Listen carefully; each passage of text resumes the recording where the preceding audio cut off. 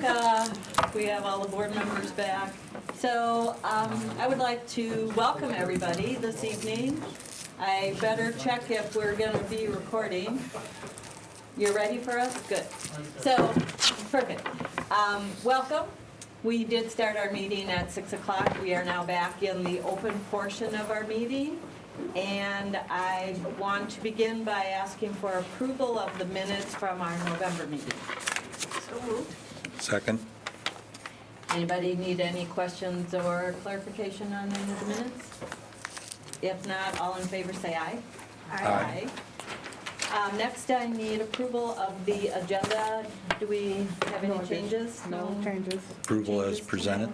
No. Second. Jack and Katie. All in favor say aye. Aye. And public comments. I have not received any tonight, and I don't see anybody in the audience. All right. So moving on to our report, starting with our student report, we have Abby and Alina with us tonight. Welcome, girls. It's always good to see you. Yeah, good to see you. Here's our update. We're going to do a little recap of stuff that happened in November and then stuff that happened in December as well. For sports, boys and girls basketball, wrestling, and hockey are all starting. I know there's a boys basketball game tonight, and Warrior Band is also performing at that. And then for some of like drama stuff that's happening at the high school right now, one act went to state the weekend of the 22nd in November. We got all of the awards possible, which is really cool. This is the 50th year that Waunakee One Act has gone to state, and then we also had 5 individual acting awards for 5 of the actors, which was super cool. Winter play auditions were tonight and are also happening tomorrow. The play this year is called 12 Angry Jurors. And then the musical was also officially chosen for the spring, and it's going to be You're a Good Man, Charlie Brown, which is a really fun show. So we're all really excited about that. And then for clubs, there's a DECA fundraiser, 50 meals for 50 years. It's all going to the food pantry, and then each donation puts you into a raffle to silly string a teacher. And then there's also a pet drive for the Humane Society, December 2nd to the 13th. And then forensics is also starting up. There's been quite a few writing workshops and like pre-season work, and competitions are starting soon, which everyone's pretty excited about. Something that happened for the yearbook that was super cool is that they went to the Kettle Moraine Press Association, which is like I think a competition for the yearbooks in the area, and they got all temps, which is better than first place, which is super cool. And based on what I heard from the one of the yearbook directors, that's the first time Waunakee's got that, so that's super cool. And then for other clubs, student council specifically, we're doing Call on Elf on December 15th, and if you don't know where that is, parents have their kids call a number, and then student volunteers answer and just ask them what they want for Christmas, and just let them have a conversation with an elf. And then pay it forward in student council. Do you promise anything? I don't know how many. Not this is 15th though. Pay it forward and student council are also working Rotary Lights, and then the toy drive earned $270 to buy needed toys for the Children's Hospital. Some of the music things that we have coming up, a cappella, their group sang at the Holiday Lights Parade, and then we are also going to sing at some senior living homes on Saturday, December 14th. It's been a tradition for a long time, and it's a lot of fun. And then we also just got done with the fruit sale as well, which benefited Formata, which is the Music Boosters group. And then music concerts are also coming up. Choir is on Thursday, December 12th, and band is on Monday, December 16th. Yeah, and then next we have something that we've had a lot of seniors come and talk to us about this, that they're wondering if we could bring up. A lot of them would really like to have graduation on the field, and a lot of them are like very willing to try and either get that going or like talk to someone about trying to do that. And we've heard a lot of people that would be willing to help set up and take down, and possibly even ask National Honor Society if they would be willing to have like volunteer hours set up for that. So we've just had quite a few seniors bring that up to us as well. And then we sent out a Google form to student council and just asked everybody how their year is going, just to give you guys a little update about that. It is specific to student council, but we have over 100 members, and it's kind of a lot of people involved in different clubs in different areas of the school as well. The majority were freshmen and sophomores that answered it, a few juniors and seniors. Science and math is giving kids the most trouble, English coming in third. And then 78.9% of kids thought they were getting more homework than last year. And I know we brought this up earlier, but just to know that it's more of the students believing it. And then we also just kind of asked them how they felt about like the school environment as a whole. 42% said that they were neutral when we asked if school was like a welcoming place for them. 34% thought it was either like a welcoming or a very welcoming place, and 23% thought it was unwelcoming. So that's just something that we'd all like to improve on. I think as like a student council as well, I think our leadership team will definitely take a look at that and see if there's any ways that we can also help to make an impact on that. That's all we have. Thank you for those statistics. That's valuable to Yeah. us, so thank you. Yeah. That was the most in-depth one I think I've ever heard. Nice job. Good job. Thank you. Thank you very much.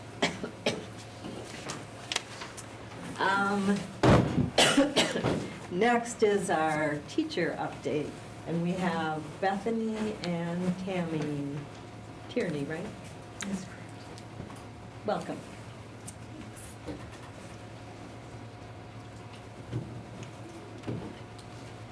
So we come representing the WTA, and we're both from Arboretum Elementary. We just have lots of positives this month. So we appreciate the progress that the DEI committee is making with the school board on the anti-hate speech policy, and we look forward to seeing meetings on the calendar to put that in place. We're also proud to have passed our recertification, and we look forward to continuing partnership with the district administration. We had 95% of eligible teachers vote, and out of those 95%, 99% said that they would like us to continue to represent them. And then a third point, another positive, is that we're really happy with the school safety procedures, and the amount of improvement that we've seen in our schools is become far more consistent across all schools. We're just happy to have that sense of security as teachers and what to do in case of an emergency. And then also, I have kind of a unique role. I get to see the students in their regular classroom as well as the special ed settings and their specialist classes. And I felt like the specialist teachers did a really good job. Even if the child was in a homeroom class, the specialist teachers were following up throughout that week to show the students where they would go in case of an emergency in the music room or the guidance area, whatever. And that was neat to see. I had different students tell me, wow, now I know what I should do if I'm in PE. So it's just nice to know that the students are also, it's trickling down from our administrators setting a neat safety scene to the teachers knowing what to do, and then the kids feeling like they'll take care of me if something goes wrong. So, I think, did I get it? So that's the end of our report. Yeah, all positives. Anybody have any questions? Thank you very much for coming. Thank you. Moving on to board reports or items that the board attended that they would like to share.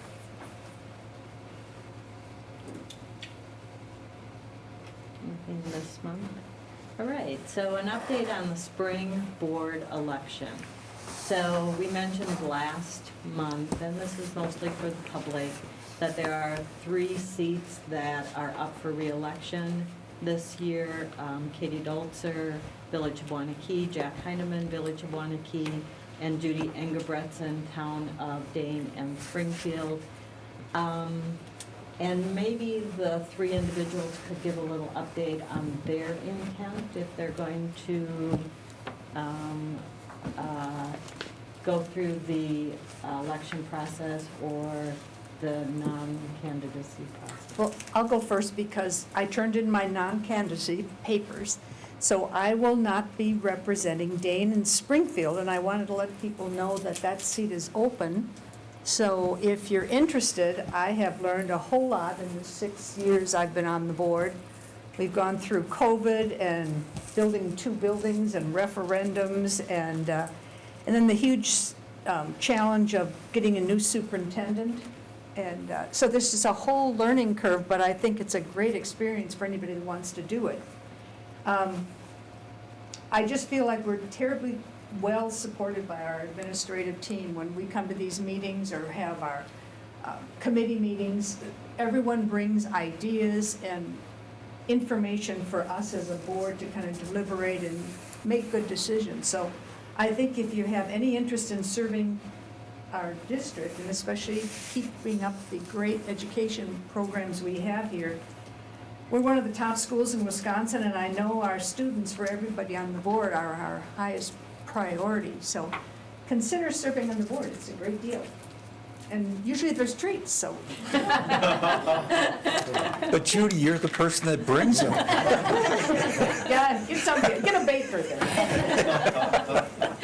Thank you, Judy.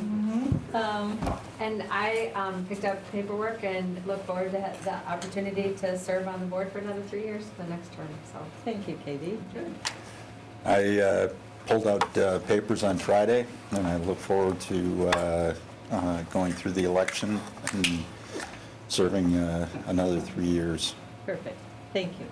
So just so that our public is aware, if you are interested, especially if you're in the Dane-Springfield district, definitely have a vacancy, but even in the Waunakee, you are welcome to also run in those elections, and you should contact Rebecca. She will help you out. Thank you. Committee reports, starting with Policy Committee.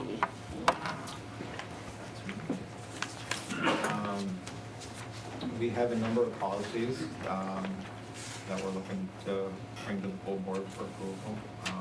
First one, I'm gonna, as usual, turn it over to Steve to talk about. First one being related records retention. Steve? Thank you, Ted. So for the first one, we had asked the policy committee to table that a couple meetings ago, so we had an opportunity to take a closer look at it.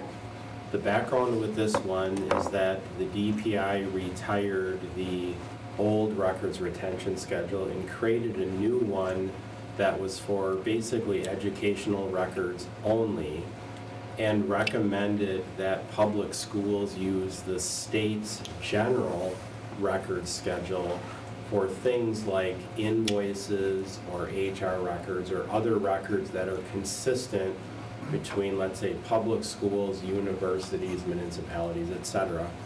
So we will be operating under both the DPI version for specific education records and then the state system for records that are no longer under the DPI records retention.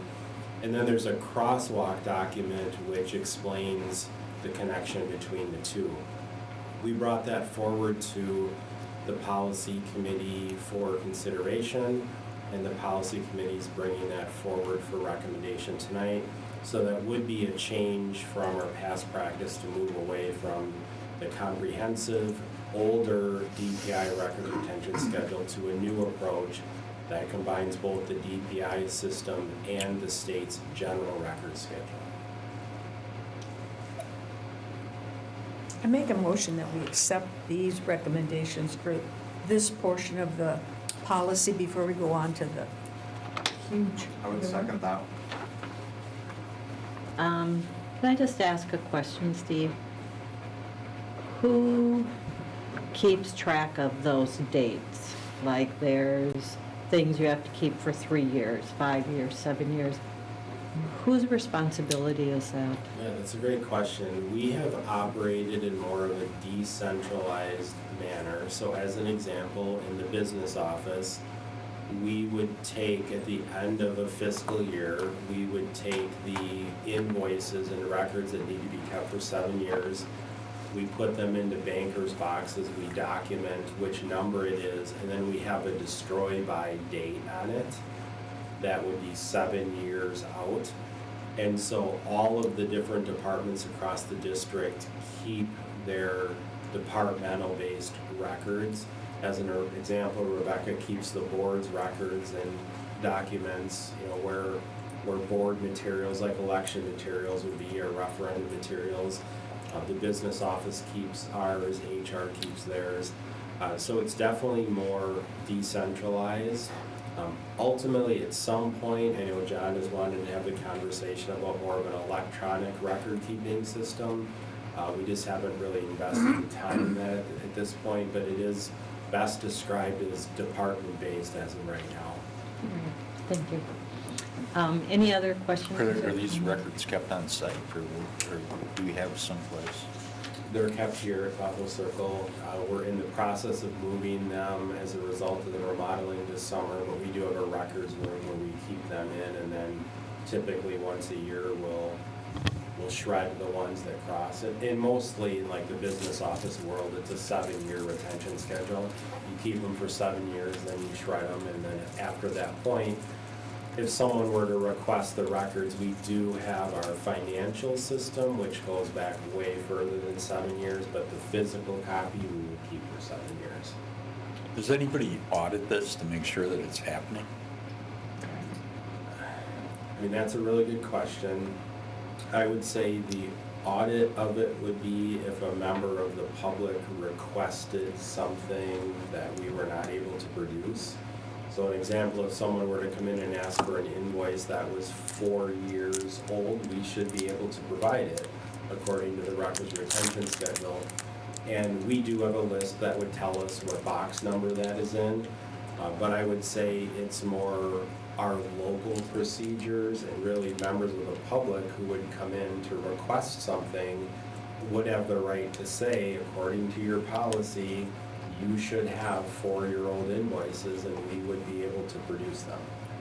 I'm thinking more of, I gotta keep them for 7 years, and somebody just doesn't. You got them for 10. And you got them for 10.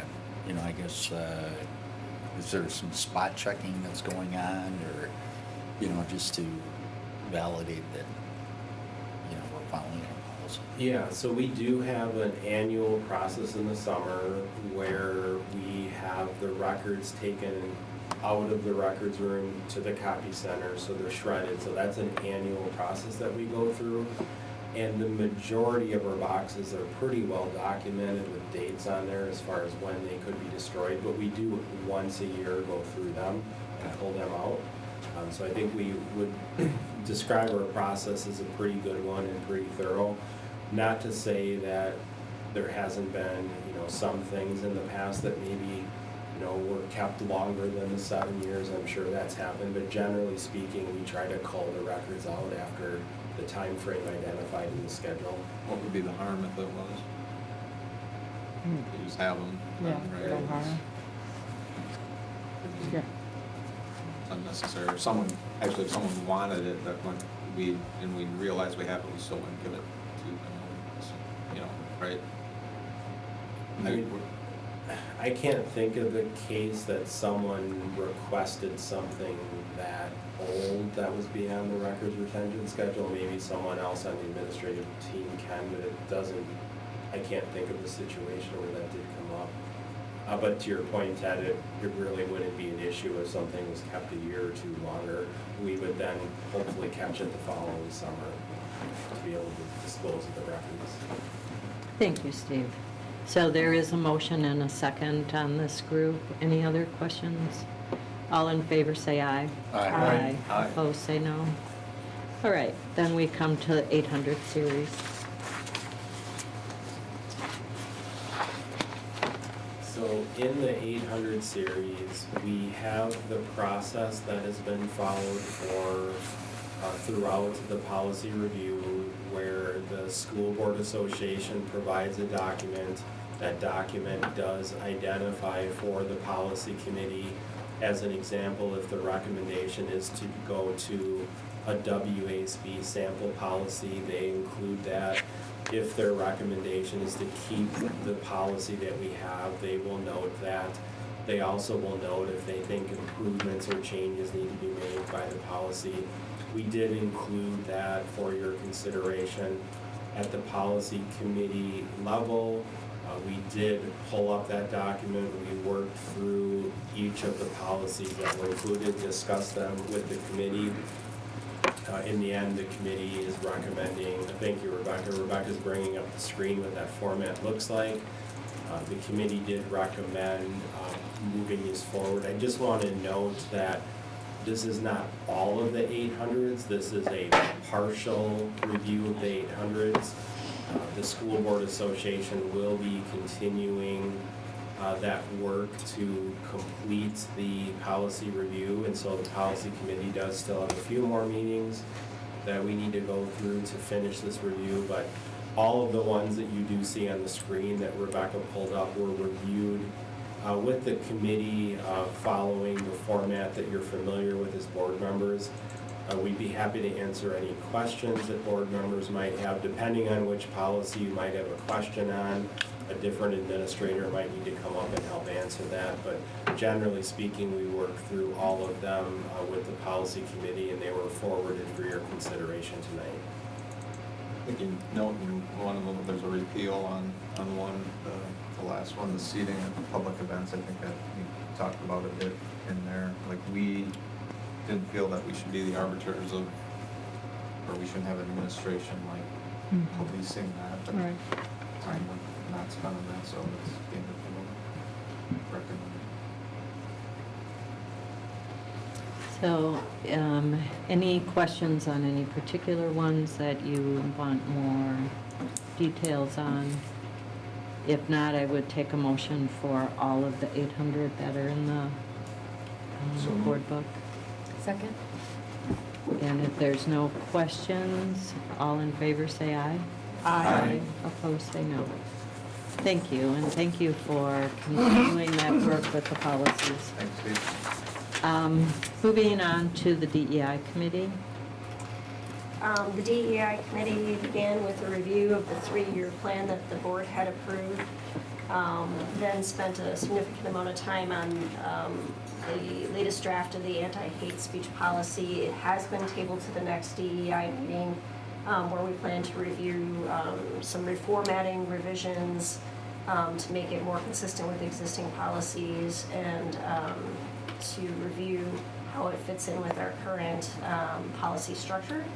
I would like to invite Tim up in case there's any questions on the reporting tool, because there was a vote of 3-0 to recommend that we replace our existing reporting tool with a Department of Justice tool that has better monitoring and has been trialed in our district. So I wanted to see if there's any questions about that tool, any questions about the rationale of moving to that tool, which Tim can help answer. And then if there are no questions, I'd like to see a motion to approve the Speak Up, Speak Out tool.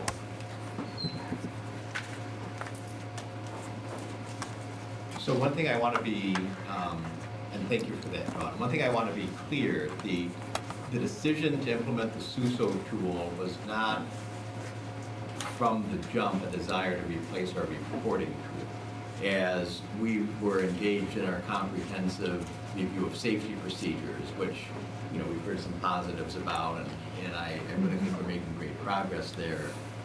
It was clear to the teams who were ascending to these trainings and to county level meetings that we were a bit of an outlier in not implementing SUSO. And SUSO is a tool maintained by the Wisconsin Department of Justice. If you go to our website today under Quick Links, you have access to it. We have signage in the schools. It operates 24/7.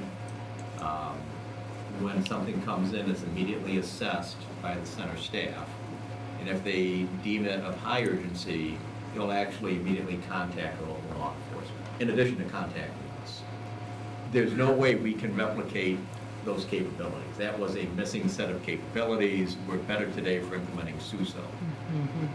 But once we put SUSO in place and we ended the school year, that was a decision in the summer, we realized communicating the SUSO piece and our local reporting tool wasn't going to work out very easily.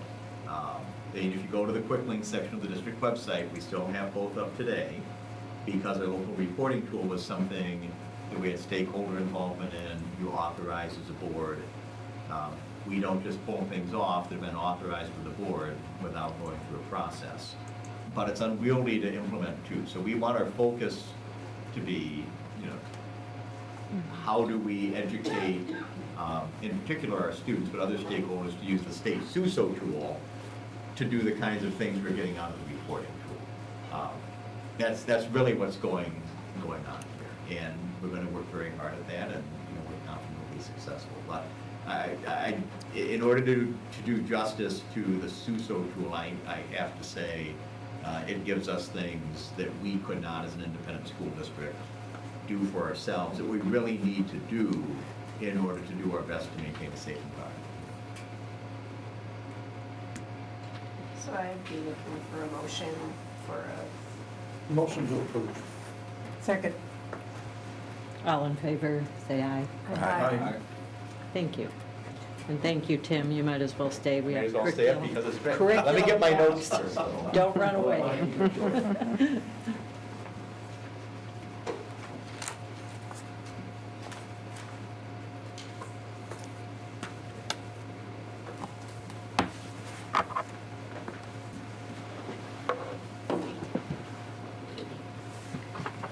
So curriculum committee, I didn't know if you wanted to do any intro. Yeah, our two main focus points were the state report card. We had a pretty deep focus onto that, and Tim is going to be sharing the results of that with us tonight, as well as a modification to a high school course in the business department.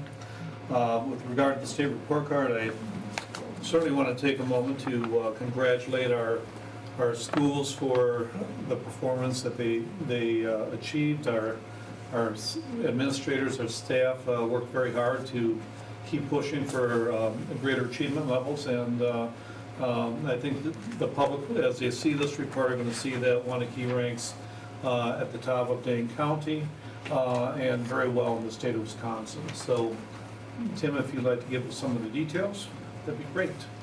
Sure. I'll walk through the report card, and then at the end, I will circle back to that course adjustment at the high school where we will need, we're seeking your approval, so we'll need a motion on that. So, Rebecca, if you could bring up, and it's probably at the bottom of the attachments now, accountability report, that one. If you could bring that up. Just to touch on this, all of you have been on the board for a period of time, so you know a lot of this comes off of our state assessments.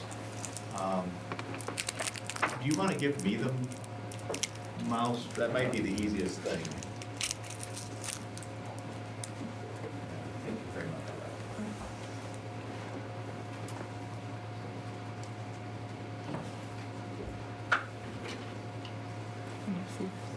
Yes, second. So again, you've seen this, and this is a disclaimer that we've had for a period of time that gives the background on the report cards. So I'm really going to stress that all of our schools met, exceeded, or significantly exceeded expectations, but I want to get to our key takeaways. So first of all, this was a year of stable overall performance. If you look at us compared to our peers, we're very similar to where we were last year. We had a few of the priority areas that moved up. We had some priority areas that decreased slightly. One thing that makes this year interesting, and you heard me state this last month when I was speaking to our state achievement results, there were adjustments to the benchmarks at the state level this year, and the benchmarks feed into the report card process too. And so we're a district where the greatest single weight on our report card comes from achievement. Of the 4 priority weights, we get almost 43% of our weighting off of achievement, and that's the area that really is the least comparable from year to year. So, I do think that will improve over time as we get away from this last year's adjustment, but that is a factor to think about when you're looking at our data this year. One thing this was something that came up at the curriculum committee. How has some of our overall data changed over time? So these are the last 3 years. You see our percent of students, and this is all information off the front page of the report card for the district. You can see our percentage of students that are attending over here under open enrollment, our percentage of students with disabilities, economically disadvantaged students, and English learners. You will see that all three of those have trended up slightly over the last 3 years. I would say, with respect to some of the districts we benchmark against, our percent of economically disadvantaged students and our percentage of students with disabilities still is lower than many of our peer districts. Total score has declined slightly over the last 2 years. That's what we're working very hard to reverse right now. Achievement score, stable over the last 2 years. The growth score has increased. The areas that have shown a little bit of decline over the last year with the target group score and the on-track score. And I think, one thing to recognize with the on-track score, a lot of that data, because of state reporting, is actually lagged back an additional year. So I think that's a little bit more subject to things that are now behind us. And the target group score, I think you've heard from Dr. Brown, that's probably the #1 area of focus at all of our schools this year, is understanding our target group data better and using that as a greater focus for our work with students in the schools. This is just an orientation to how you navigate information on the report card. In addition to being something that tells you on the state's measurement system how districts and schools are doing, it also provides some good background knowledge for members of the general public on the size of the district, how students are coming under open enrollment, and some other characteristics. The other thing is when you get into the priority areas, there'll be a histogram in the chart that'll give you a quick visual key on where the school or district is in relation to its statewide comparators. And at the top, there'll be a reference to the percentile make of the school. And so in all areas, we're above the state average, but in some areas, we're more above average than others. I'm gonna come down to this last section here. And this is where we are at a glance. So by way of remembering some information we shared last month, our benchmark district statewide is a group of 22. You can see at the bottom there who those 22 districts are. They're the ones most comparable to us in terms of the community served and the size of the school.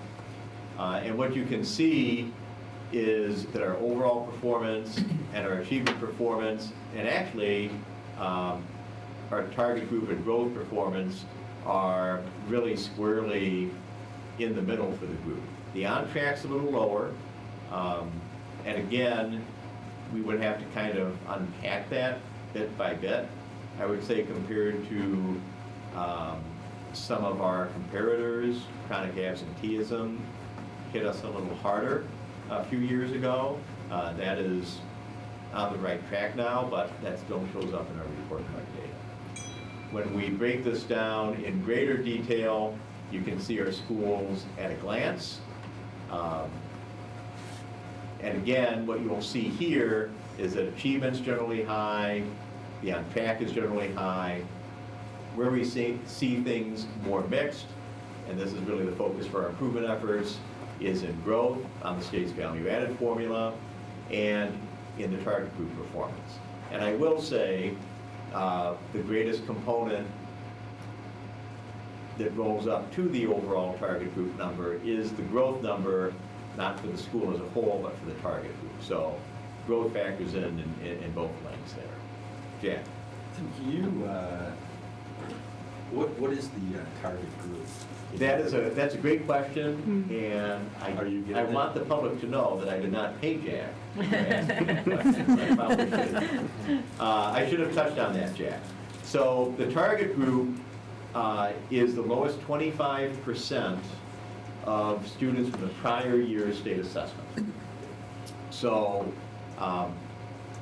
two important things to recognize: lowest 25%, no matter where you're at. And so since we are generally a fairly high-performing school community, our local 25th percentile student might be at the 45th percentile or even 50th percentile in some cases statewide. We even have a handful of students in some of our schools who are in the target group for the school, but they're actually proficient on the state assessment. Again, that's the nature of the community that we serve. The other thing to know is that the target group is generated from students who were tested in the previous year. So the target group this year is the lowest 25% of achievement on the previous year. Now, when you roll up to something as large as a K-12 district, all of those years of assessments that our kids take at the district level contribute to the target group. And if you look at schools like intermediate and the middle school, all of those kids have prior year state assessments. At the high school, 3 of the 4 years have a prior year state assessment that are with us now. Where the target group looks a little different, the way we're set up grade configuration-wise, is at our elementary schools. So if you take Prairie, for example, Prairie's lowest grade is kindergarten, Prairie's highest grade is 4th grade. So Prairie's target group, and really Prairie's year-on-year growth, is based off of last year's 3rd grade. And here's why. Last year's Prairie 4th grade, they're spending this year at the intermediate school. So Prairie can't claim responsibility, for better or for worse, on the measurable learning those students accomplish in 5th grade. So when you look at Prairie or any of the other elementary schools, Arboretum and Heritage, it's that 3rd to 4th grade growth that generates the growth. And it is last year's lowest 25% 3rd graders, who are now our 4th graders, that are the target group for our elementary schools. So it is important to recognize for 3 elementary schools, the growth number, and to your question, Jack, the target group number is a narrower sliver of the school than it is for all of our other schools. So middle school at 45% or 45, whatever that rating is that a challenge too, because most middle schools are 3 grades versus 2 grades? So there's an element of that. One thing we asked for from DPI this year was, and I'll go back up here so on the report card, this is the growth page, and if we were to expand this, you would see, I'm making a mess of this. Each of these is a different demographic group. So students that were proficient last year aren't proficient this year. Students who have disabilities, students who don't have disabilities. You'll notice, by the way, there's very little variation. But one thing DPI doesn't put on the report card is how did each grade level do. But if you ask for it, they have that data. They just don't publish it to the report card. So we requested the data, and we noticed that when you looked at the middle school and you averaged the 7th grade number and the 8th grade number together, you got a higher number than we see on the report card. And so that tells us that there is a little bit of an artifact, technical artifact, that makes our growth number a tidge lower on the report card because our 7-8 is being compared with a lot of 6-8s. But it's still lower growth. So I think that's part of it. I think the bigger piece is, and this is why we did the scheduling change that implemented this year at the middle school, is we had less instructional time in the core content areas, and ELA and math really drive the report card numbers than most middle schools in the state. Really most middle schools in the country. And that was partly the balance of time between the core and the electives, and we also had that homeroom period every day. And that was really taking time away from core instruction. That's why we've implemented the 6-period day. So I'd say our theory of action is that the biggest impact on growth being lower at the middle school, yes, there are some other factors, was the lack of opportunity to learn because of the lower instructional time in the core, which we believe we've addressed with the six-period day, and we believe we'll see improvements this year, and we believe as our instructional program continues to evolve in response to having more bigger blocks of instructional time for the core, we expect improvements this year and improvements in the next year or two beyond that. So we made a major investment there. We did. You know, right now, if you go back to that slide where our total growth is what, 45? You know, can we get that up to, as a goal, up to 50 or? So we would hope for 60? that to go above that. Where is our peer group? Where do our peer schools fall? Okay, so I don't have, so I would say, I can't say for the peer groups, I don't have the peer middle school data right before me. Okay. But our district level growth this year was 70.8.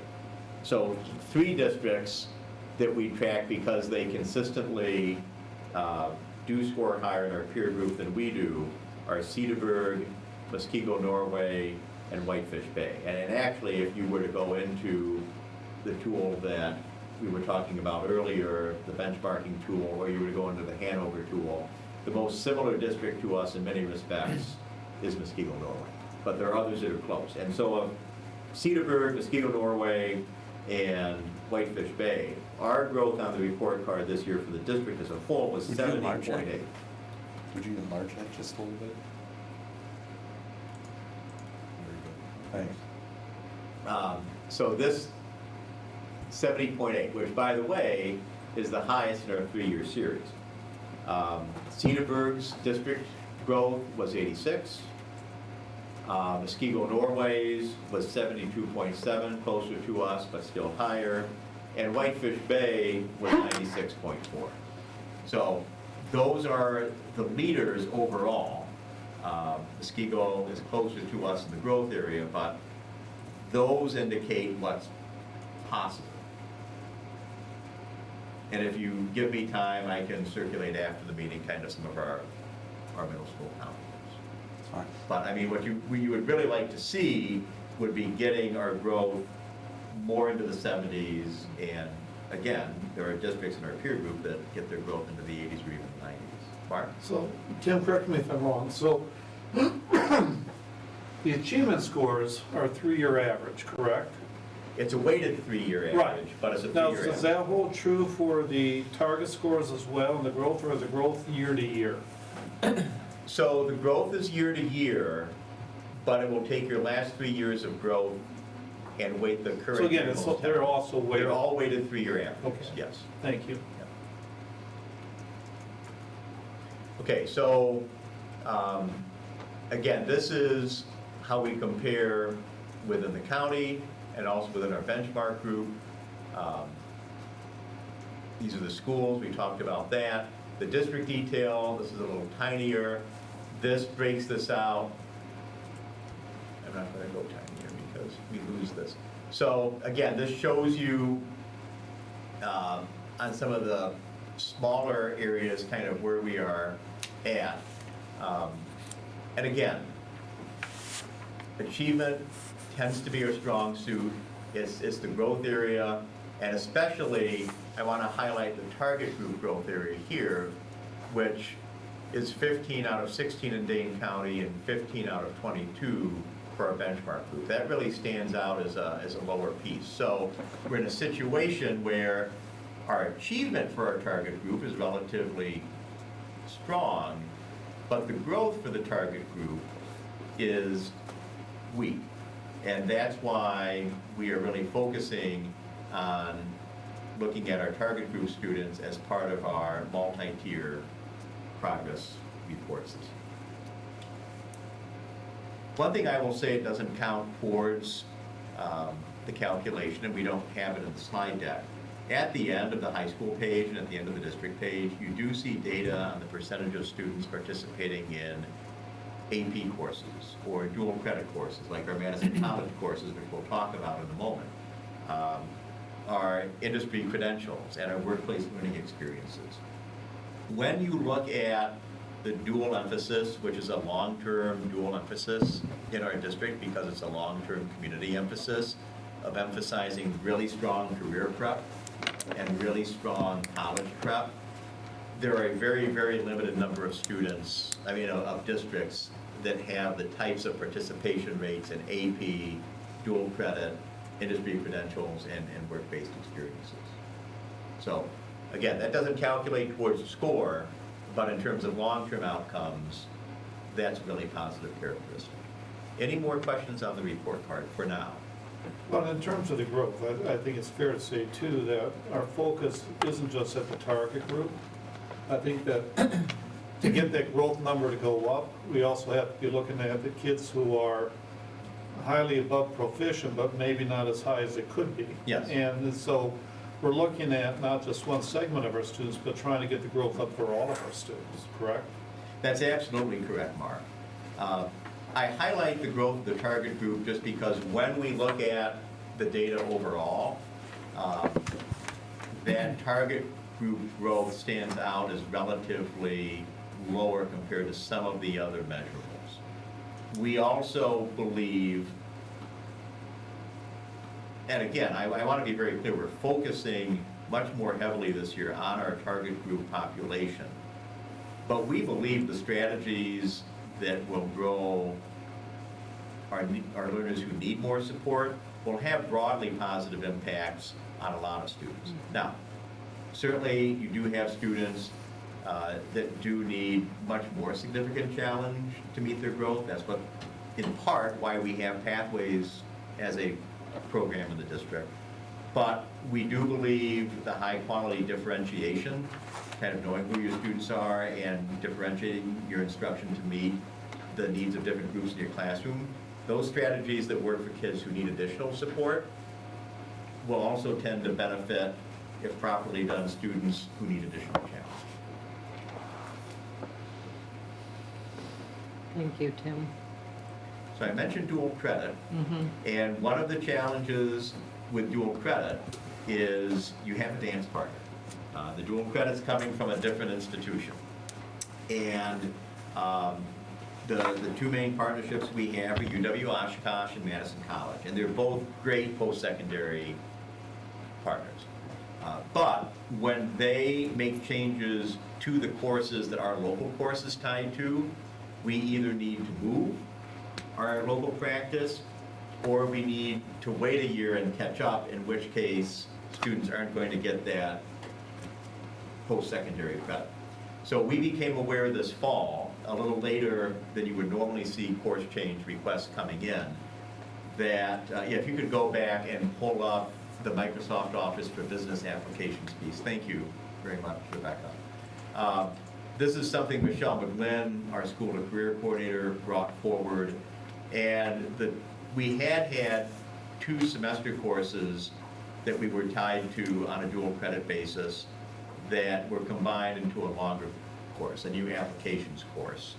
And so what we're doing here is, this is a proposal a little later than we would typically bring it to you, but still in time for upcoming registration after winter break, to update our Excel course and the other course into the business applications course. So again, this is in response with the Excel and Access going to business applications to a change that our higher ed partner is making, and we're doing it so we can continue to maintain the access of our kids that take our local course to the Madison College credit. Tim, when you look at the dual credit here, we partnered with Madison College. If I want to go to another institution, does that follow me? You know, like if I graduate and I want to go to UW-Oshkosh, Stevens Point, Green Bay, you know, will I get that credit, you know, Madison College credit, or 3 credits, or two credits, whatever it is? So a lot of the time, yes, but it depends on the course and it depends on the institution. But if you're looking for a degree from Madison College, the answer is absolutely. If you're looking at maybe you relocate and you're going somewhere else within the technical college system, you're also going to have high reciprocity. If you are looking at beginning at Madison College and moving on to an in-state four-year, it's going to depend on their transfer agreement. But Madison College has very high standards. Madison College actually has some of the most stringent standards of any of the technical college districts in the state of Wisconsin. And that means that, for example, the Madison College to UW-Madison transfer agreement, you really can satisfy your first 2 years of UW-Madison and the gen eds at Madison College, and then use liberal arts transfer to go into the, from the east side to the isthmus. So again, I don't want to make a blanket statement just because it depends a little bit on your courses and which four-year you're going to, but in general, yes. Okay, thank you. So we'd entertain a motion on the business application. Motion to approve? Or Katie? did you have a question? No, I just want to make sure that they know, so we're looking at combining these two courses into one. And the other positive besides getting the dual credit through MATC is that it should free up staffing for next year for additional courses. Yes, including meeting the new personal financial literacy state mandate, which is the right thing to do, but it is a mandate that we're going to have to process. So we have a motion from Katie. So all we're doing is putting all of this in a shorter time frame. Yes, And to maintain our alignment with with Madison College. do we have to change curriculum? The curriculum changes, there are some, but it's not too extensive. We'll be able to accomplish it over the summer. It's more of a timing thing, because if they had two separate courses, and so now it's becoming one in the same amount of time, so they're just going to have to streamline their focuses to accomplish the goals. Okay. And not to extend this, but the reason Madison College makes these changes is Madison College, for courses like this, has strong alignment conversations with industry. And so as expectations for productivity in the office changes, Madison College makes their changes, and then by virtue of the dual credit, we are pulled along in that. And that's a positive thing for us. I'll second Katie's. Okay, any other comments? All in favor say aye. Aye. Opposed say no. Thank you very much. Thank you, Tim. Moving on to HR committee.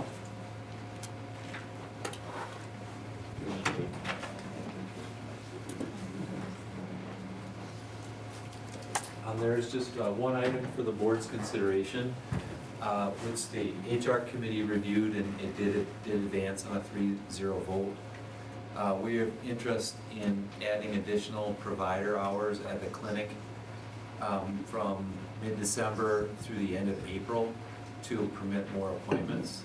Because we're entering a very busy time of the year due to illnesses and the employees that we ask to go there for their wellness assessments tied to our insurance policy. There's the costs are detailed in the attachments, but I guess I could take any questions anyone would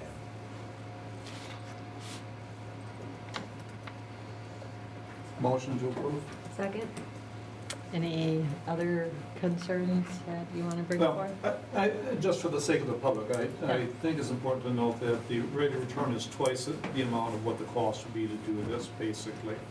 And so it's not good, it's going to be a win for the district versus an additional cost. Mhm. Yeah, thanks, Mark. I mean, I would say it's an opportunity to reduce claims costs. It's not necessarily like a dollar we're going to receive back, but ultimately lower claims means a better medical loss ratio, which means a lower insurance plan cost in the future. But yeah, it's a cost avoidance strategy for sure.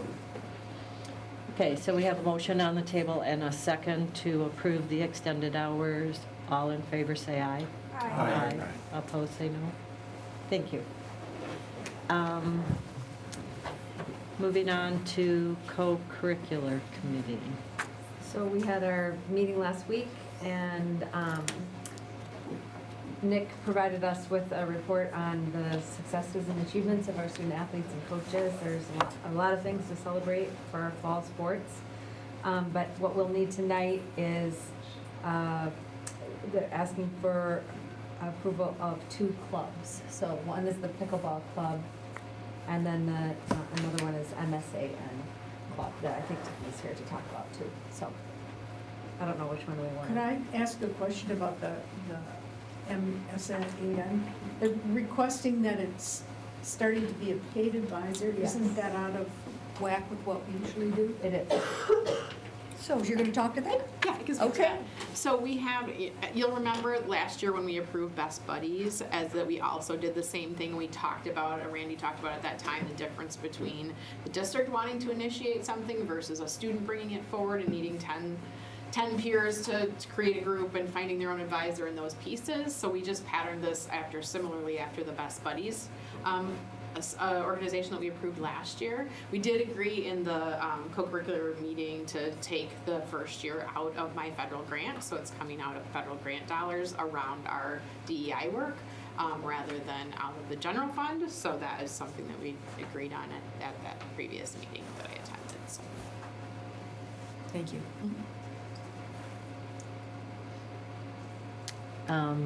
Any comments?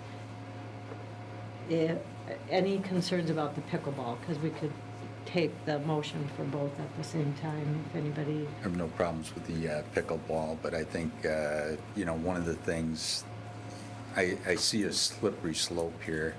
We approved something, and now we're coming back, the next year, approving something else. And pretty soon, we're, why shouldn't we, approve the salary right away for pickleball? It just, I don't like the precedents, that we're setting. I think it just ties into our initiative around our 3-year DEI plan, and it's one of the pieces that we want to give students voice, and we want them to be able to organize, and truthfully, they have been organized for several years, and have had groups attend the student conference for several years. So I would say at least, I haven't been here as long as, I've only been here 4 years, but for sure the last 2 years they've been organized, so. With more than 10 students. I appreciate the slippery slope, but I also see this as being a little bit different, and the funding is coming from a place the first year, so we're, it's not quite the same, but. And then I'm trying to remember how this worked in the committee, but that the first year, the funding would come from that funding source. Mm-hmm. But then would you come back and ask again for approval for funding for, okay, I didn't know for sure if that's how, I couldn't remember what we had agreed on. Okay, any other questions? If not, I would take a motion to approve the 2 requests for MSAN and pickleball. Second. Second, all in favor say aye. Aye. Opposed say no. Nay, and it's not because I don't support the club, it's the process. Okay, noted. Thank you. Thank you. Next is our facility committee meeting, and Steve, can I turn that over to you? Sure, thank you, Joan. The first thing I want to mention is there were several agenda items that were on the facility committee agenda that weren't brought forward tonight, but they're important pieces of information just so that all board members are aware of them. So Vogel Brothers attended, our staff attended our facility committee meeting and provided a presentation to the facility committee on the reconciliation of the projects that have been completed. So Vogel Brothers shared a reconciliation for Heritage Elementary School, and then the Bethel Circle work and the high school work. So if you're interested, just please note that that's in the facility committee agenda from last week. One of the items that's connected to the heritage discussion you have in front of you tonight. That's a request to approve a Heritage Elementary School and obviously the intermediate school site traffic flow redesign. So the facility committee did direct administration to go out and find out what the range of the possibilities might be for that property. So we did indicate in the notes that we did request Roxanne Johnson, who's a Waunakee-based civil engineer, and our traffic engineer provide proposals to the facility committee so the committee could evaluate the potential for a design process for Heritage Elementary. We did meet with the Village of Waunakee staff, the Village of Waunakee's engineering team, to really find out whether or not there was openness from the village's side to have another entrance to Woodland from the school property. The village expressed an openness to looking at that, and so therefore the committee is recommending consideration of the design proposals you see in front of you this evening. One thing to note is that administration did request Vogel Brothers to hold back funds from closing the budget for the new Heritage Elementary School for the board's consideration of potentially approving this project for the summer of '25. And just so the public is aware of what we're referring to, is currently, in order to enter the property, the entrance for both Heritage and the intermediate school is the same entrance in, and there's basically roads that cross between the two schools that we have concern about the potential for accidents occurring. And because of that, there's a redesign that's being looked at that would, in effect, separate out the traffic flow between the Heritage site and the intermediate school site.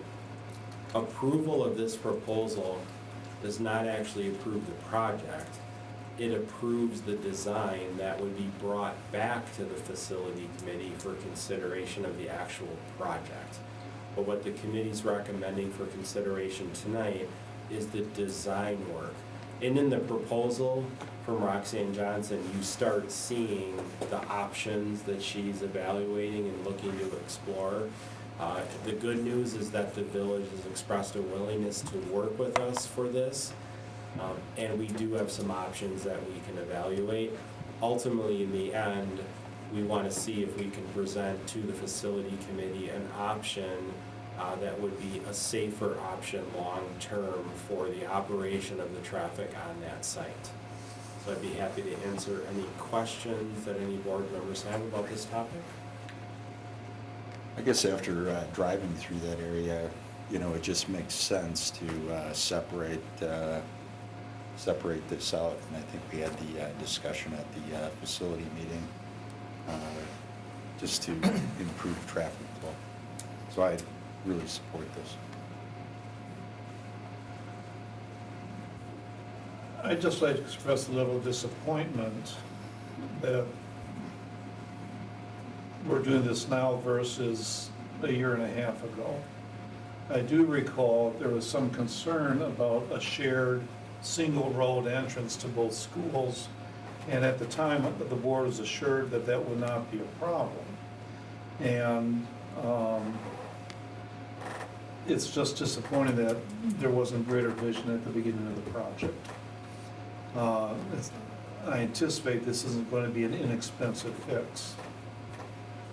Yeah, and I would say one of the things that came up during the construction process, Mark, to your point, is the principals taking a close look as the project came to a conclusion and realizing that with the flow of pedestrians and the flow of traffic, there was the potential for safety issues to occur.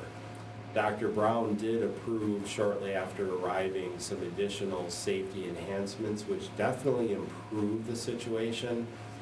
But we did have an incident occur on the property about a month ago. And the challenge with that is an individual did come into the property and take an immediate left We do have signage up that says no left turn. However, the individual did it anyways, crossed right over the intermediate school bike path, which is where a student would be traveling to the intermediate school, and that's where the incident occurred. Ultimately, in the end, we did invest quite a bit in safety measures at that site, but the concern always was the possibility of someone not following the signage or following what we had set up. So ultimately, what we would like to see happen is even remove that potential for that to occur. The site was designed with a couple of premises in mind. Number one was to get traffic off of Woodland. So that was a huge priority. As you know, with Heritage, the parent drop-off actually takes parents past the school, down the playground area and back up. So the intent was to try to get as much traffic off of Woodland as possible and to minimize the amount of connection between the property and Woodland.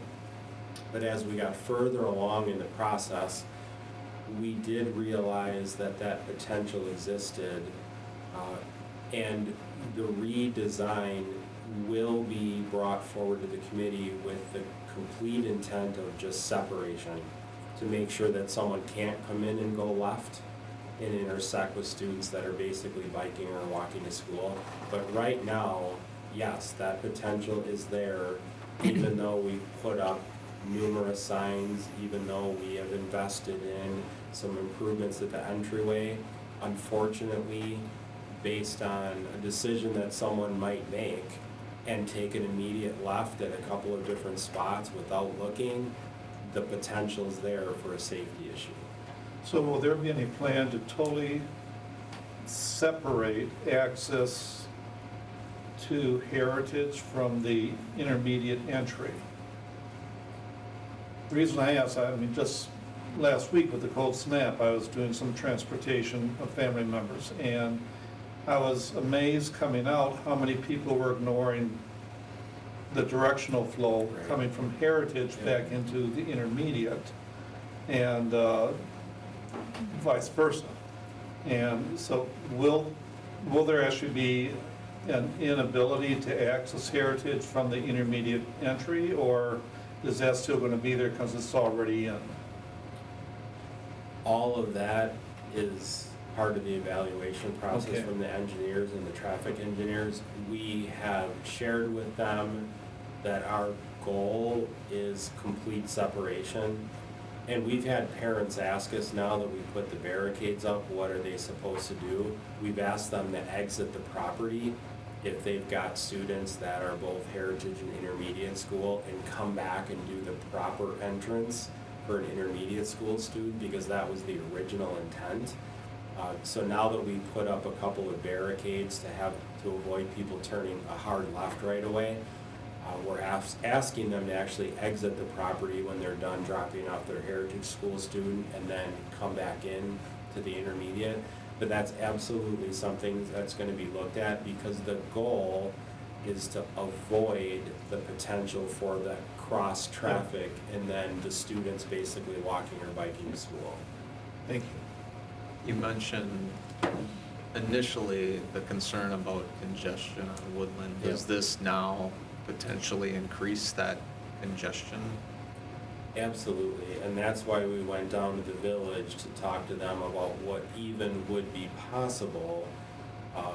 And they were open to it because they understood the student safety issue. The village was aware of the accident that had occurred on the property. They had seen the information about that, and were absolutely open to that conversation.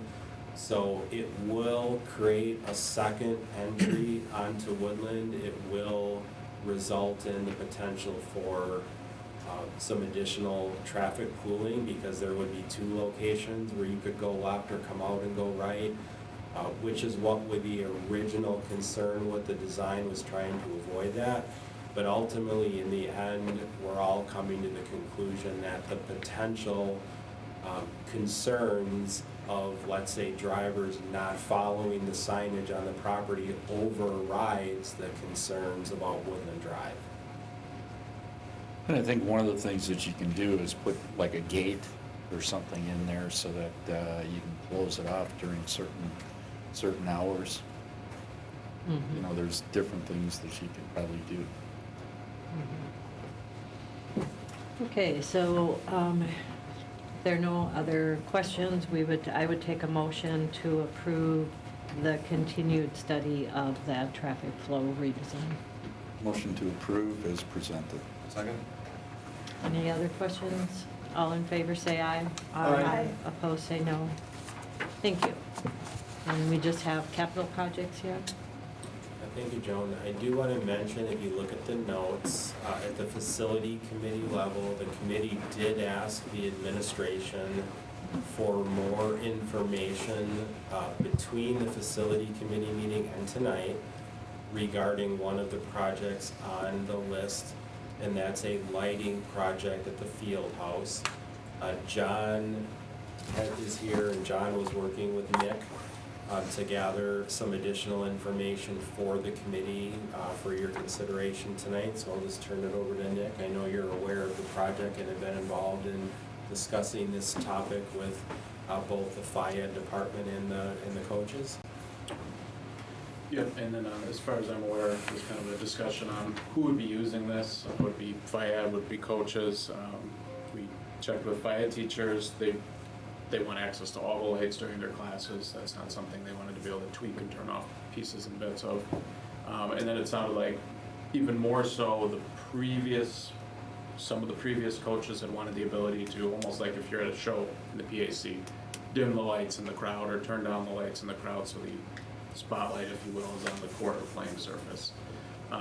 That's kind of since shifted too in the discussions with coaches that they don't necessarily have a feeling one way or another on that. Is it nice? Sure. Is it absolutely necessary? No. It's not going to impact the contest at all. The one thing that everybody was in agreement on, though, if you can think of the end of the gym where the stage is for graduation, the small court or the freshman court, there was the ability to be able to want to at least turn those banks of lights off during contests for the backdrop when you're either in volleyball or in basketball. Plus, it's just not necessary. They're not used for that 2-hour block of time. And it's my understanding right now, there's no ability to do that. It's either an all or nothing with the lighting system that's in there, besides the sensors that turn them on and off when there's no motion after a certain period of time. So if you're in there right now, the sensors kick on, you're getting lights popping on at random times during random parts of competitions. But it was kind of something that died down in terms of having the ability to dim the crowd. Again, nice, but not necessary. So I don't know if there's questions on that. Thank you for the information, and I think it's really good and helpful as a board, as we're making decisions and things come to us. You know, this caliber with $40,000 or 27, whatever, I can't remember what it was, 26 and 26,000. That's really important before it comes to us to, you know, to survey the staff and to really get a true understanding of what the need is and what the utilization would be. So I just think it's good to have that information now before we, you know, make a decision about that. So is everybody aware of what item on the list we're talking about? It's really the second item. So the replacement of the lights we were all in favor of. It's that, you know, added feature of the end light control system, which is expensive, $27,000. And if it's not being utilized during the day, it really is just for enhancement of sports. And I don't think the committee was interested, except if there was a savings during the day for our PE use, if they could turn off banks when they weren't using them, but it sounds like they would have the banks on all the time. And same for graduation too. Mr. Borowski wouldn't necessarily adjust the lighting for anything with graduation. Right. So one of the things I'd like to do is applaud administration for getting the warranty.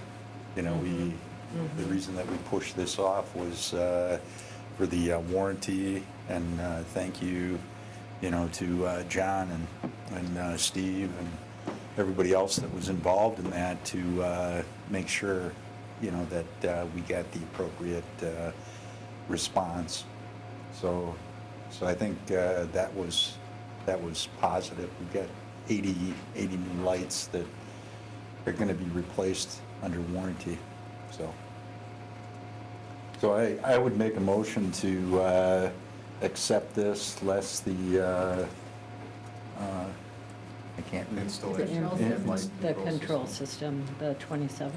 Yeah, less the control system. Do you know, did we find out if that component that Scott mentioned needed to be added at that time, if that is something that could be done in-house, or we needed to have the electricians come back to do that? We would have the ability to do it. Okay. But we, in order to, Scott was correct when he said that they all would have to come back down and have it done later. We actually did get a quote on what it would take to put that part into the system while we put it up, but it's pretty costly. You handled it. Yeah, if we wanted to go to the end light functionality in the future, there would be a portion of the $27,175 cost now. So let Steve answer that question. Okay, so. One other question, one of the things that came up on the freshman court or that end, is there a way to put another switch in there that would control just that group of lights, separated? Because it's all coming through one switch now, right? Sounds like you just turn one switch on and all the lights come on? Yeah, there would be the ability to do that without the extra end light control. But yes, that was the design, that was kind of what I referenced, being able to shut off that bank of lights and still have your main cord on. And that's not gonna cost $27,000.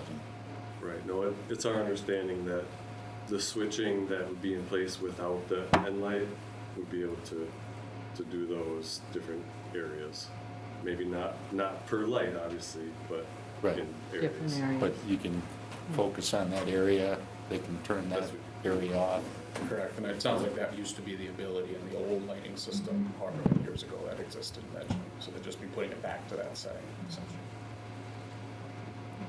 And can our people do that, or? Yeah, that's what we'll get after the new 80 lights are installed. Well, we've already installed quite a few, so less than So we'll 80 put the now. new lights up, and then internally, we can put another switch in? Our electrician can put another switch in? That's part of the first line item, the 21,575. The electricians will take down the occupancy sensors, the old light, put up the new light, and configure the switching the way it used to be with that functionality. Okay, thank you. Okay. Mark, you do have a question? So the total cost would be 48,000? No, it's just going to be the 21,000. We're going to eliminate the 27. That's the enhancement of, kind of the show lighting. So line number 2 is gone. Yeah, I'm just confused by what's the second line now? That's the control system, this line. Because we got 21 and 27, so what's the second line? We're not doing that. We're not doing the doing that. 27 The because that's the show lighting. That's the super duper. Right, Okay. and we're not using Now I it during the understand, day. thank you. We're gonna go simple. No Thank you. super duper. No. Old school. Okay, so we have a motion. I'll second this. And you'll have a Simple. second, so it's everything but that end light panel. All in favor, say aye. Aye. Opposed, say no. Thank you, and thank you And- for coming back with that information. I really appreciate the work to pare down that cost. Yeah. Thank you very much. Okay, done with facilities, moving on to budget. Is that our last committee? Boy, we've had a lot of committees this month. We did them all. We put them up. Okay, budget. Maybe we'll just turn it over to Steve since Jack missed that meeting. Yeah, Unless please. Mark wants to intro anything, or we'll just turn it over to Steve. Okay, thank you, Joan. So we had a couple of agenda items from the budget committee that are actually going to be a little bit later in the meeting. That is the resolution for financing and then the audit, so we'll come back to those in a little bit. The one item that's underneath the budget committee that there was a motion to bring forward this evening was approval of special education contracts and staffing changes. So at the budget committee meeting, we took a bit of a deep dive into special ed data and special ed financial data. So if you're interested in that, we did attach that into the board book for the regular meeting that you're welcome to take a look at. At the budget committee meeting, we spent quite a bit of time talking through that. So if you're interested, we can pull it up and take a look at it. But we did spend quite a bit of time talking through our special ed data. Tiffany was present. She's here right now at the table to talk about a couple of requests for special education.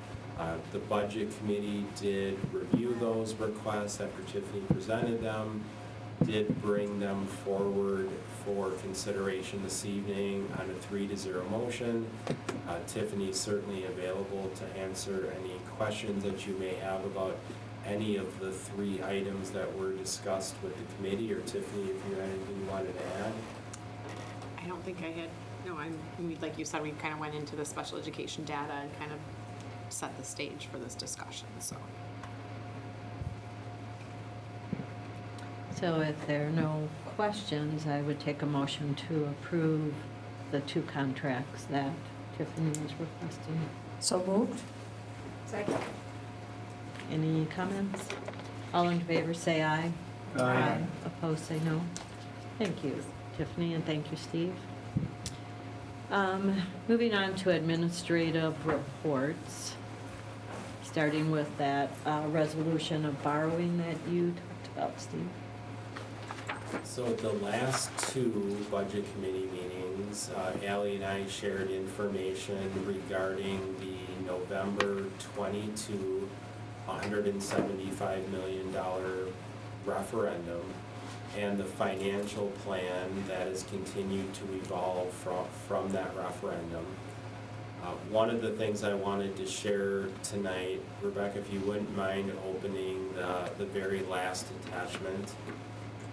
What this is, if you could make it a little bit bigger, this is the most recent example of the financial plan. And this was shared with the budget committee 2 meetings ago. And the feedback from the budget committee was to recommend bringing forward at the December board meeting a $14,020,000 borrowing for consideration tonight, followed up with a borrowing in the spring, at some point in the spring of 2025, for the remainder of the funds under the $175 million referendum.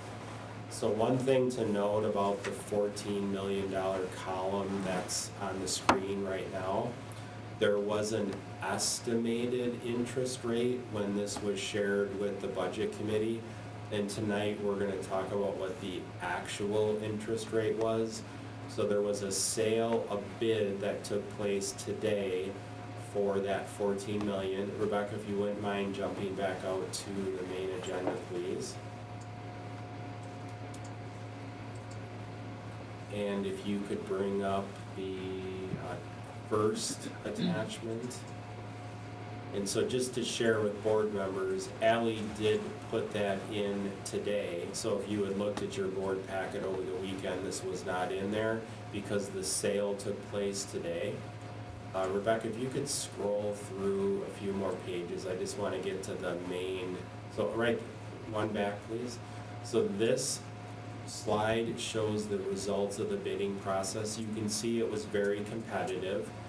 PMA is our financial advisor and puts any financing from the district out for bid. So what you can see here is the results of the bid. It was a very active bid market today, a lot of participation. The lowest interest rate that we received as a bid was from JP Morgan Securities. Rebecca, if you want to scroll through a little bit further, you can keep going right here.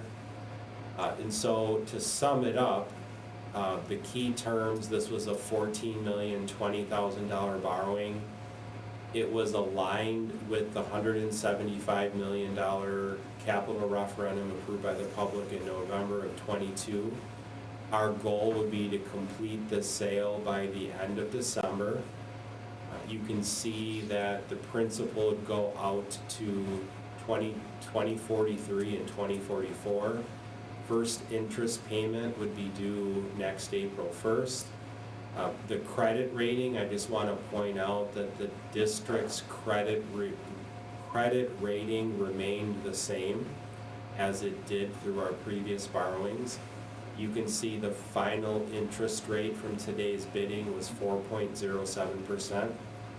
And then a note for those that have followed the budget committee meetings for the last couple of months, you can see that the final pricing was $561,358 below the estimates that were used in the financial plan, which is great news because all of the funding for our debt service fund, or Fund 39, is really taxpayer funded through the property tax levy. So whenever we are able to outperform expectations, that results in a positive impact on the property tax levy over time. So today's bid results were very positive for us. From a big picture for our financial plan for the November 22 referendum, as you know, as board members, at the very beginning of that cycle, we were able to borrow funds prior to the run-up that occurred with interest rates. I know Jack spoke about this quite a bit, hoping to catch the rest of the borrowing on the back end as the Federal Reserve starts lowering rates, and that's what's happening now. So we have really timed this well in that we got out to the market right away, secured a majority of our funding, held off on any future borrowing until now on the back end. We're able to take advantage of the fact that there's been changes in the interest rate market that are working to our favor. So overall, the financial plan continues to be implemented in a positive way. Rebecca, if you want to go to the other agenda, or the other attachment, please. And I do want to note that Ally replaced the resolution that was in your board packet when we released this on Friday. That was a draft, and what you now have in there is the final copy that includes the sale results.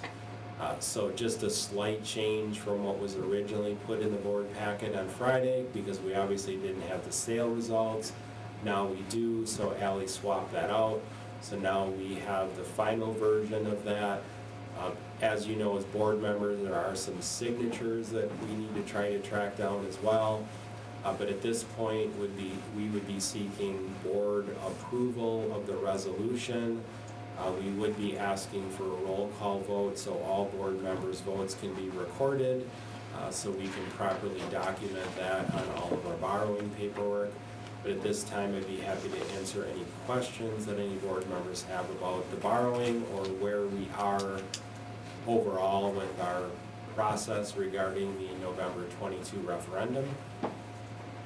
Make a motion to approve as presented. Second. So by roll call, and I'm going to do it in the order that Rebecca gave it to me. So Katie first. Hi. Judy? Hi. Myself, aye. Ted? Aye. Jack? Aye. Dawn? Aye. And Mark? Aye. Thank you. And the second item, Steve, is the audit report.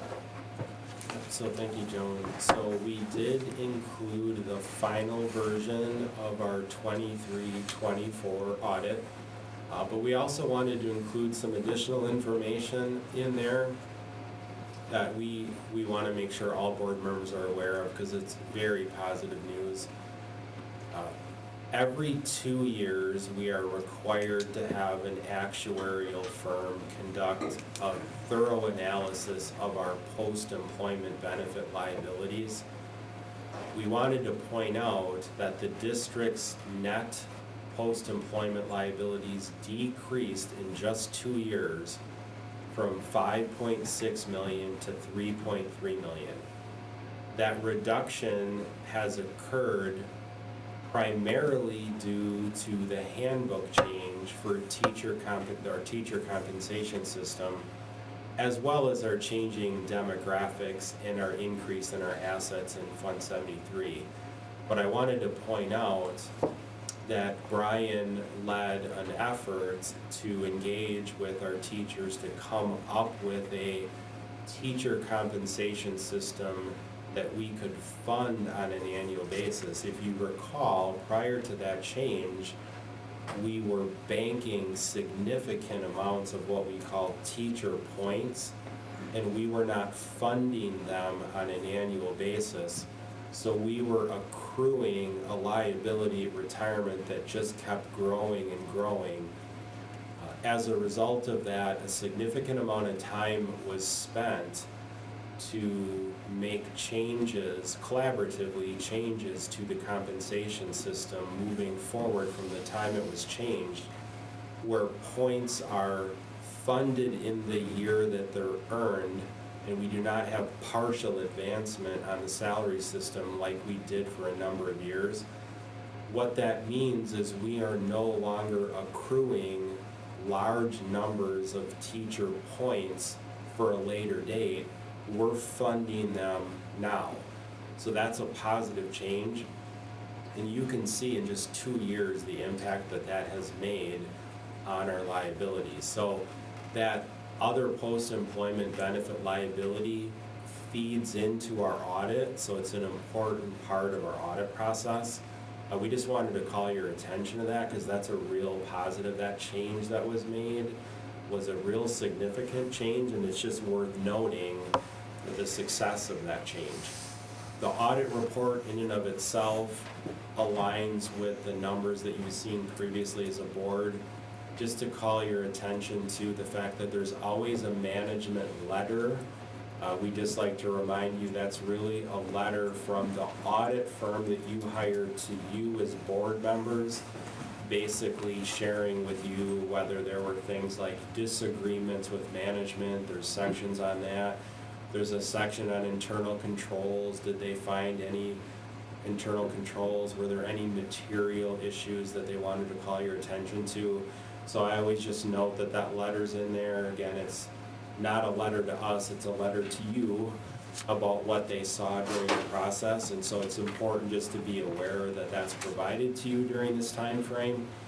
So the letter's there, the audit is there, and then we're providing the post-employment benefit update just for your review. At this time, we'd be asking for approval of the 23-24 audit. It's due to the DPI by December 15th. Steve, one of the things that you talked about is, reducing our liabilities. Does that help with improving our bond rating? So what Jack is referencing is reduced liabilities and the connection to the bond rating, and they always ask about that. So when we go into a bond rating process, they're always asking for that report, they're asking for that number. So that is a positive influence on our bond rating. We do have a couple of factors in our bond rating that were viewed as concerns. One of them is our fund balance, so that was identified as a concern. We know our fund balance is lower than peer districts, and we know that our fund balance does not currently meet the goal identified in board policy, so that was a concern. The total debt of the district was a concern. There's a number of positives that were listed in the report, but it's a bunch of variables that are factored in together. But yes, Jack, absolutely, that's a positive, and they do ask for that whenever we go through a rating. Thank you, Steve. So we're looking for a motion to approve the audit. Second. Any other questions? All in favor, say aye. Aye. Opposed, no. Thank you, and thank you, Steve, for all I your do think we efforts. should note, the report does highly praise our business office for their practices, their leadership, and the cooperation with the data. So Steve and Ally, thank you very much to you and your staff. Thank you. That brings us to announcements or correspondence. So we are at the consent agenda. We can take the whole report or pull out anything or ask any questions before you make a motion. Motion to approve the entire consent agenda. Second. Any questions? All in favor, say aye. Aye. Opposed, say no. Great, thank you. So there are a few pieces in board business that I would just like to get a pulse from the group. One is Board of Education listening sessions, staff, and also listening sessions for students. If you want to do them, and when we should look at getting them on the calendar based on your schedules.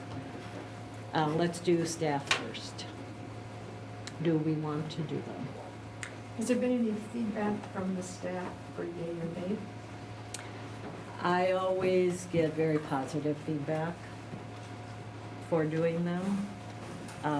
And, you know, the last couple years, we have shared our notes with building administrators.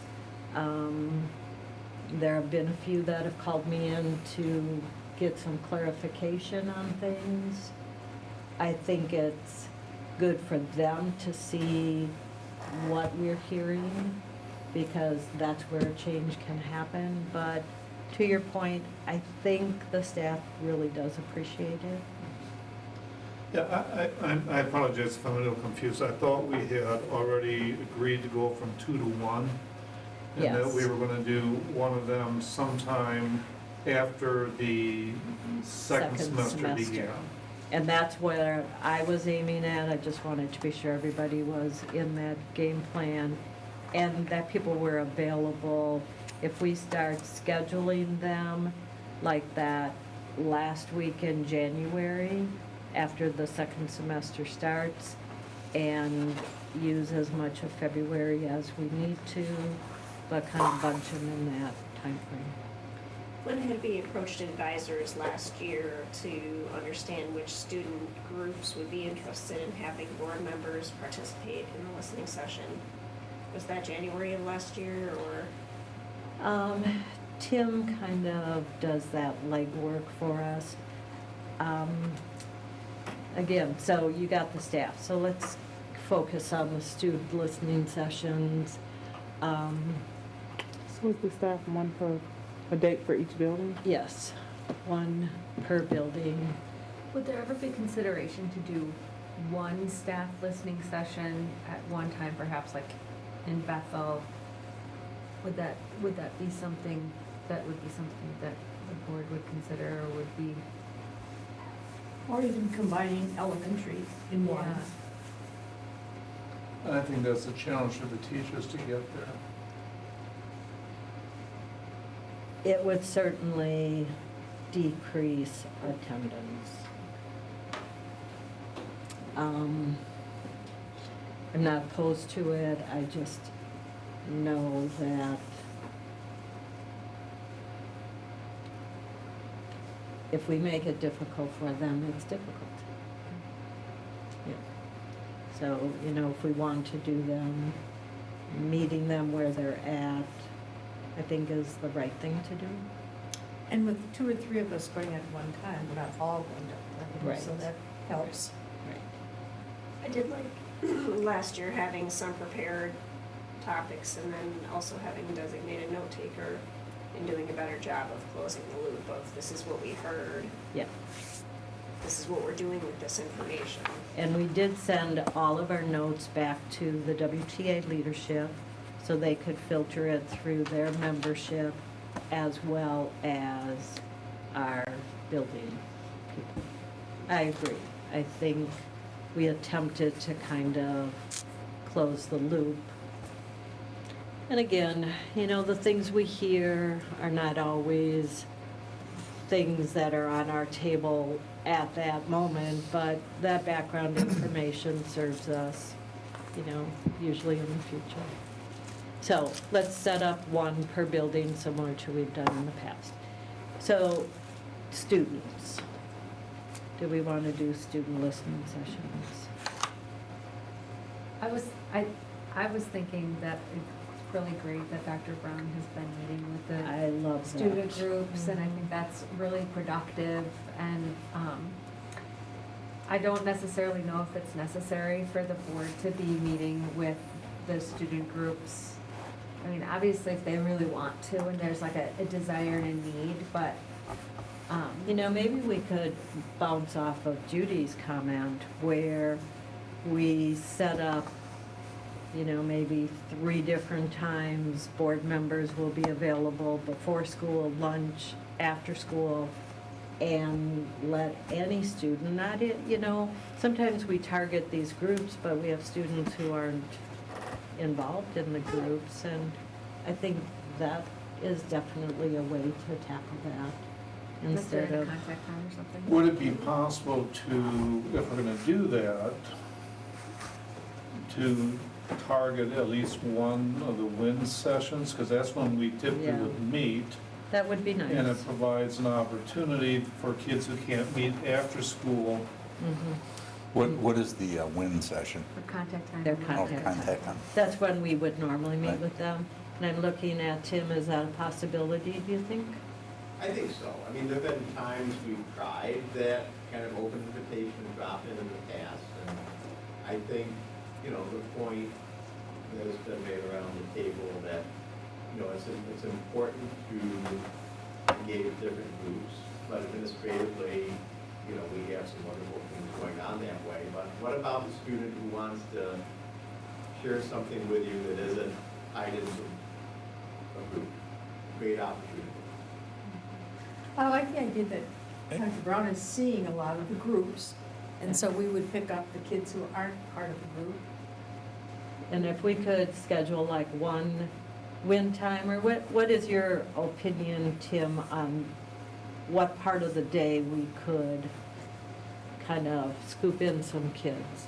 Yeah, so I would want to circle back to the high school admin team on this. I mean, one thing I will say is that some kids are pretty scheduled during contact time. And if we rely on contact time only, we may inadvertently exclude some kids. So I want to check with them and kind of take their temperature on contact time versus maybe the lunches. Lunches? Maybe arrival time, but again, high school kids, arrival time in the morning, not. They don't come early? After school, do they hang around after school? Sometimes. I think it's probably going to come down to contact time or lunch. Let me talk to Brian and his team, and I'll circle back. And maybe target also before spring break? Yeah. I think that'd be a good idea. Yeah. Any other comments on getting those scheduled? And now we have an item, local legislators, and I think did you bring this up, Mark? How if we would contact our new legislators that were newly elected, was that your thought? I brought up the idea, I didn't have a concept yet. Okay. Yes, if you want, if that's something we want to do, if it's, And I guess I'm just open to what the board might like to do in reaching out. We have So never what- been a board that has utilized our legislation. Well, we had Diane Hasselbein in here one time to speak to the board. Mhm. You know, that's the only time that I Yeah. remember. But can we bring them, you know, take a board meeting or some board time? You know, we're coming into the budget cycle, right? You know, just to get a pulse on, you know, what's going on with the budget, where do they see the budget, you know, going?